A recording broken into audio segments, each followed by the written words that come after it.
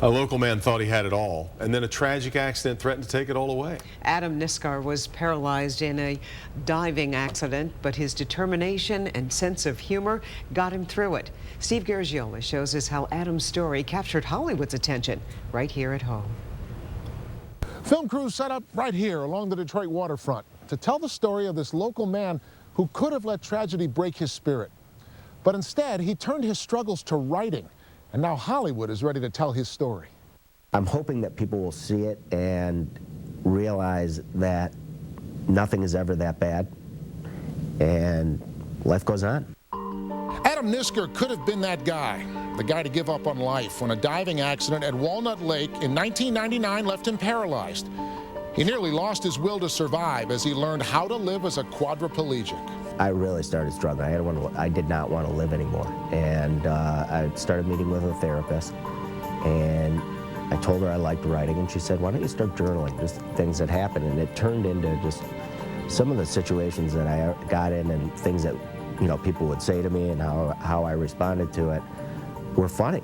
You could say humor saved Adam's life. He started journaling several months after his accident about how he used humor to deal with his new reality, including when he used to have to call his brother for help. I would just say to him, Ross, what are you doing? And he knew that I was laying on the ground. And he'd go, I'm on my way. It could be, 2 o'clock in the morning, and he would come and get me. So there's just a lot of humor. Then he got an idea. His life could be a movie. 7 years ago, he took that idea to his boss at Quicken Loans, Detroit businessman Dan Gilbert. He and I got together. We spent about 100 hours editing it, and we put it into, a journal, and we gave it to his brother Gary, and we said we're going to make a movie. Dan's brother is Gary Gilbert, a movie producer with Academy Award nominations for the movie The Kids Are All Right. One of the writers of Adam's movie says both men quickly became very committed to putting Adam's story on the big screen. Dan Gilbert was super passionate about it because he had known Adam. Adam worked for him. Dan Gilbert funded the production for the movie, which was shot in Metro Detroit just a few weeks ago at Quicken Loans downtown, Shane Park, along the Detroit waterfront, and Huntington Woods near the Detroit Zoo.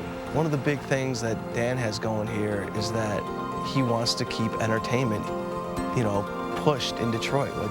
We want to build Detroit back up as a great entertainment mecca. The cast is also very local. Jeff Daniels plays Adam's boss, Dan Gilbert. Tom Sizemore plays Lucky, a man who helped Adam while he was in rehab.